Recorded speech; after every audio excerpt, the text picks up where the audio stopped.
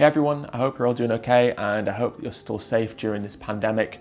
One of the things that I'm sure a lot of you have seen is there's been quite a few articles published talking about the different ways that the environment is benefiting from the pandemic, focusing a lot of the time on things like reduced air pollution. So of course, due to the fact that there's less planes and cars, there's of course less CO2 in many city and urban areas as a result. Now, one group of people, animal farmers, have taken this information and they've run with it to present the idea that therefore animal farming has no negative consequences to the environment at all. And so what I want to do in this video is go through one of the Facebook posts that I've seen shared around a lot and go through exactly what the Facebook post says and work out whether or not it does prove that animal farming is not bad for the environment or whether or not it actually does the opposite. But before we get into the video, I just want to say a huge thank you to today's sponsor, Skillshare. Skillshare is an online learning community where there's thousands of different classes and courses about such a huge and wide variety of different subject matter, from cinematography and editing to podcasts to creative writing to illustration and drawing and graphic design.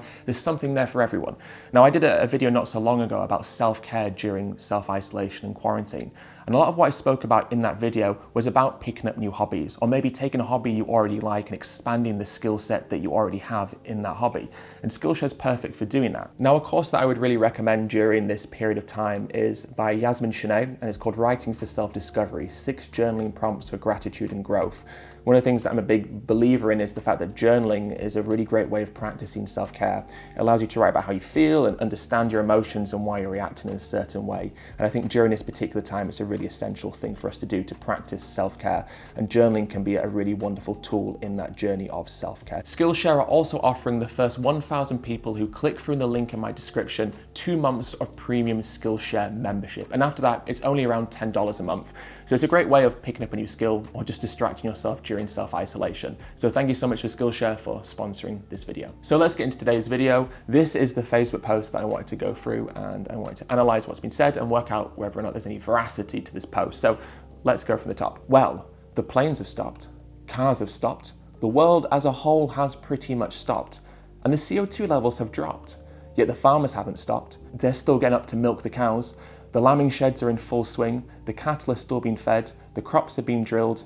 Yet the CO2 has dropped. Maybe agriculture isn't quite as bad as the media have been making out.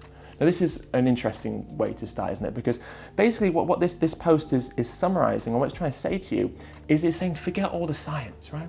Forget all of the peer-reviewed scientific literature that we've been seeing for the past few years that's been talking about the negative consequences of animal farming. Forget it. And in particular, forget the most comprehensive study that's ever been conducted exploring the relationship between farming and the environment. Ignore the fact that it derived data from over 1,500 different studies and looked at 40,000 farms all over the world. Ignore that, but particularly ignore the fact that it concluded that going vegan is the single biggest thing that we can do for the environment. Forget all of that, because lo and behold, as the number of cars and planes have dropped, so has the levels of CO2. But this is where it gets really disingenuous, because when we talk about animal farming and greenhouse gases, we're not talking about CO2, not really. The two gases that we really talk about when we're talking about animal farming are, of course, methane and nitrous oxide. Now, methane is up to 80 times more potent to the environment than carbon dioxide, and nitrous oxide is up to 300 times more potent for the environment than carbon dioxide. And so we're not talking about drops in CO2 levels or CO2 levels in general when we're talking about animal farming. We're talking about 2 other greenhouse gases. It's been shown that the levels of methane have been increasing over the years, recent years. And even during this pandemic, the levels of methane are still predicted to continue rising. Now, a professor from Stanford said that the likely 2 reasons why methane levels have been increasing is because of natural gas and also agriculture. Furthermore, a lot of the satellite imagery that we've been seeing talking about drops in air pollution is imagery that's taking place over cities. And so we hear about in New York City, there's been a reduction of around 10% in terms of CO2 levels. But that makes complete sense, because that's where the concentration of airports and cars would be found. So when we look at animal farming, there are no animal farms in the middle of cities. And so why would we see the negative consequences of greenhouse gas emissions from animal farming when we look at satellite imagery over cities? And so just before we move on to the next point, let's just remind ourselves now that the United Nations has stated that animal agriculture is responsible for more greenhouse gas emissions than the entire transportation system combined. And so if we want to really reduce emissions, of course we should look to reduce the amount of cars and planes we have in general, but in fact eliminating animal agriculture would be more beneficial for the environment from a greenhouse gas perspective than taking all of the cars and planes and boats out of the equation. But the thing about animal farming is it's not just about the emissions. Maybe agriculture isn't quite as bad as the media have been making out. Maybe the world isn't going to end because of our livestock. No, it absolutely is. It 100% is. Animal farming is an absolute menace and it's an absolute stain on our world. Animal farming is the leading cause of things like habitat destruction, land desertification, topsoil erosion, water use, land use. It's one of the main drivers in some of the worst aspects of environmental degradation. And if we don't stop animal farming, then our world will continue down this path of being destroyed day by day by day. Now let's make it perfectly clear. Eliminating animal farming isn't the solution to all of the world's problems, but there is no solution that works without eliminating animal farming. Maybe, just maybe, agriculture is going to be the thing to save everyone when this world needs feeding. We cannot import avocados, coconut milk, and mange too from South America. Eat local, eat fresh. Now it's interesting that this post brings this particular point up, because one of the things that we've been most worried about during the pandemic is that fear of there being food shortages. So what does that actually look like in the real world? Now it's important to note straight off the bat that in the US and also in the UK, 50% of the entire landmass of both countries is dedicated to animal farming. Now there's a big problem here because animal farming is incredibly inefficient when it comes to resource input versus resource output. Now to put this into perspective, a study from Harvard Law School called Eating Away at Climate Emissions spoke about the fact that to produce 1 calorie of beef requires 37 calories of plants. To produce 1 calorie of pork requires 12 calories of plants. And to produce 1 calorie of dairy products or 1 calorie from egg products requires 6 calories from plants. And so we can see there's a huge problem. That problem being that we put so much food into the system, and the amount of food that we get from the animal exploitation at the end is only a fraction of the amount of food that we put in. That same piece of research talked about the idea of repurposing animal agriculture land and what we could do with that land if we weren't using it to exploit animals. And it said that in the US, if you took all of the land used for animal farming and you repurposed that land, and instead of producing animal products on that land, you produced plant products. Those plant products as well being products that promote good health, so fruits, vegetables, and pulses. If you did that, you could produce enough human edible food on that land to feed another 350 million people. They said in the UK that if you took just 1/3 of the cropland that we currently use to feed the animals in this country, just 1/3, you could produce enough fruits and vegetables to feed every single person, about 62 million people, 5 portions of their fruits and vegetables every single day, all year round. And in fact, according to data derived from the European Commission, 63% of all arable land within the European Union is used to produce feed that we give to animals. And so actually, if we do encounter a food shortage during this pandemic, it will be because of animal farming, because animals consume so much food. And as a consequence, we get so little at the end of it, after all that exploitation, after all that suffering. And even from our own perspective, the inefficiency of that system is so absurd. And so if we do have a food shortage, it will be because of animal farmers. Let's also just add to this that in the US right now, they're talking about a complete drop in the meat supply because slaughterhouses have been overrun by the virus because of the intense exploitation that's happening both to the non-human animals as well as the human animals within these facilities. So places like Smithfields have been forced to close because so many of their workers have become ill because of coronavirus. Now, because of these places closing, there's going to be a knock-on effect to the meat supply in the US. Potentially, this is something they're talking about.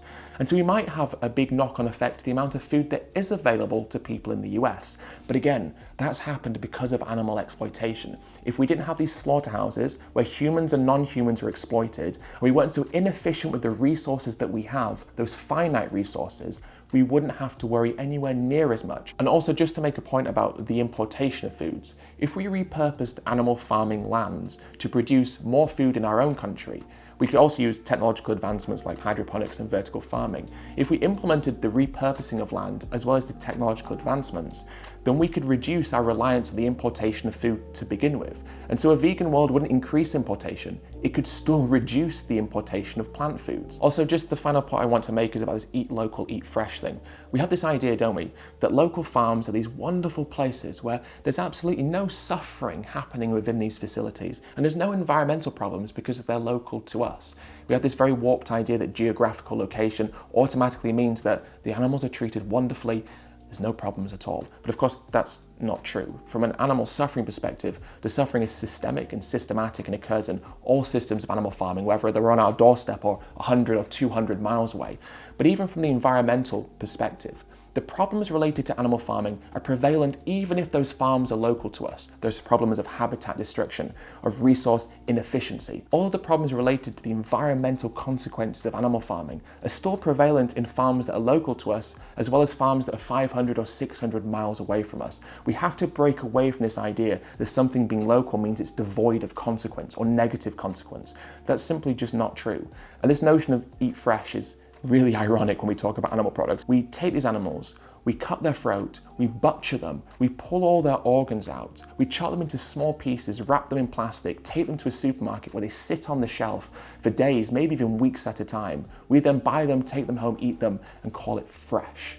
Animal products are disgusting. They're disgusting in terms of what they do to the animals, they're disgusting in terms of what they do to our body, and they're disgusting in what they do in terms of the environment. And so just because we've seen a drop in pollution, because we have less cars and planes in the skies and on the roads, does not therefore mean that animal farming is not dangerous and damaging to our planet. In fact, it shows the opposite, because it shows just how much we rely on land, how much we rely on these resources that are finite. And if anything, it really just shows to us how much we waste on animal farming, and how if we didn't have animal farming, we could do so much more that would be beneficial for our planet, for us, and of course, all those non-human animals who suffer every single day, even during this lockdown. We talk about places being closed, we talk about businesses being shut down, and yet the animals are still suffering in the gestation crates, in the farrowing crates, they're still being gassed alive in gas chambers, they're still having their tails docked and their teeth cut out. Their suffering has not stopped for 1 second, not even when the world has stopped, it continues. And their suffering will only stop the day that we stop buying these products from supermarkets, from butchers, the day that we change our mentality and understand that the lives of non-human animals belong to them and their autonomy is something they deserve in the same way that our autonomy is something that we deserve. If we say we're against animal suffering and we want to protect our environment, then we also have to make sure that when this pandemic ends, we also continue to want to see radical change. And even during this pandemic, we can bring about significant change with every choice that we make every single day. And the biggest thing that we can do for our environment, the biggest thing that we can do for animals, the biggest thing that we can do for human health, both as an individual but on a global scale, is eradicate animal farming. So thank you so much for watching this video. I hope you've enjoyed it, and thank you to Skillshare for sponsoring this video. I hope that you guys can see through these posts from animal farmers and see just the deceitfulness and just how disingenuous they are looking at the CO2 levels, which are irrelevant to the wider conversation about animal farming. I hope we can see through that and understand that these issues are more prevalent day by day, especially as our population grows. The issues related to animal farming is just going to grow unless we do something about it. And of course, the biggest thing that we can do, the only thing that we can really do to stop these problems, is to live that vegan lifestyle. All right, guys, thank you so much for watching this video. Please stay safe. Please look after yourselves. Please practice self-care. Please look after those around you. And I will speak to you all very soon.